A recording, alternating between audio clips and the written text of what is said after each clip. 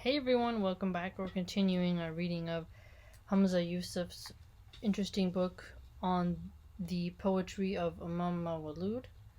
Let's continue. There is, though, a distinction between covetousness and love of leadership.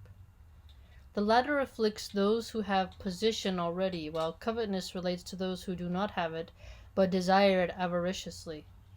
Okay, so desiring it avariciously. Now, I've desired it, but have I ever desired it avariciously? I think a good example that I could relate to, at least some of us in the Western world who have access to vast amounts of art media,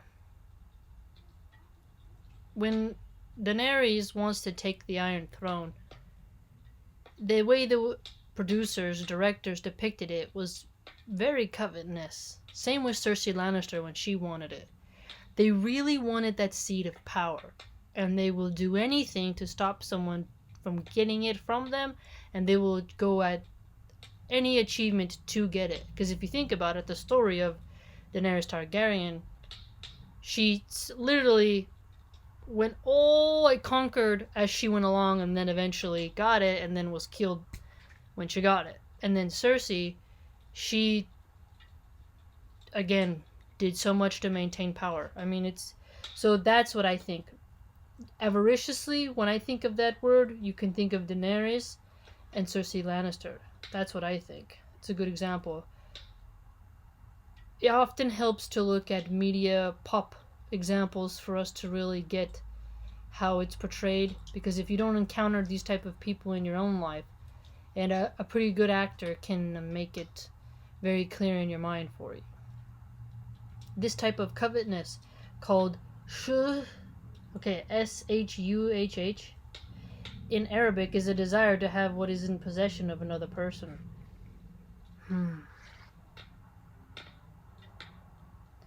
God says, whoever is safe from covetousness of his own soul, he is truly successful. Quran 59:9.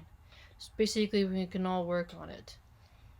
Like I said, now I don't think I really covet anything, except space maybe, and someone having a dog. But that's a goal I have. But it doesn't mean I don't want them to have it. So I guess I don't fall in that then. I think we all have to do some self-reflection, though. We always have to make sure we're not on the wrong path.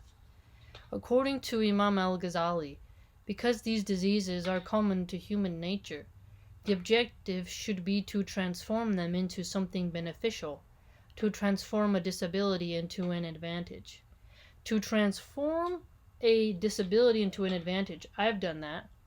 I have OCD, PTSD, ADHD, and ADD. Yet if you meet me, you can tell some of it, but you can't tell all of it. So when some people say I can't study because I have ADD or ADHD, there are really nerdy, kind of eccentric things you can do to fix that. But you have to embrace it, and you have to recognize who you are. And when you do that, you can transform that into an advantage. Like, I'm also a germaphobe. I wear flip-flops in the shower. I have shower sandals. So some of you who go to the gym, you better know not to walk around on the bare feet in the public showers at the gym. You're going to get nasty athlete's foot. You're going to get a horrible toe fungus. So you have your shower sandals. I also have that.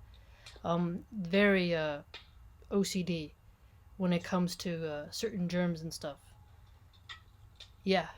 But I transform that into just me being me and embracing it instead of feeling a shame about it.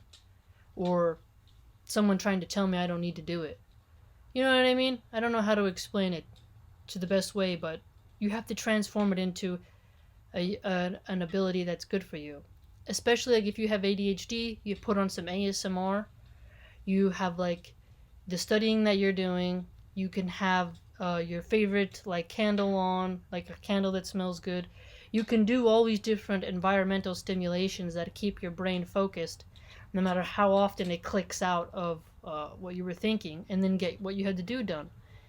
Right? There's children with autism who are learning how to succeed. Children with Asperger's who are learning to succeed.